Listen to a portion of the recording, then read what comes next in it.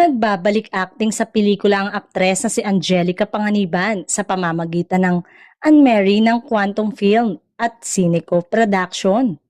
Bukod kay Angelica, nagbabalik din sa pelikula ang co-star niyang si Solan Yusuf.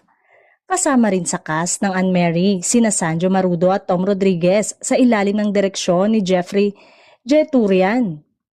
Ang huli namang pelikulang ginawa ni Angelica ay ang Love or Money na pinagbibidahan nila ni Coco Martin noong 2021. Sobrang na-enjoy ni Angelica ang pag-arte sa entablado dahil ibang disiplina ang natutunan niya rito. Pero bukas naman daw siya sa posibilidad na umarte sa teleserye o pelikula. Noong nakapanayam, sinabi niyang pwede siyang magbalik teleserye o pelikula kung talagang gusto niya ang project at pwede niyang pag-aksayahan ng panahon. Saad ni Angelica, kumbaga for me, siguro yung motto, nag-reflect sa akin na time is gold, di ba?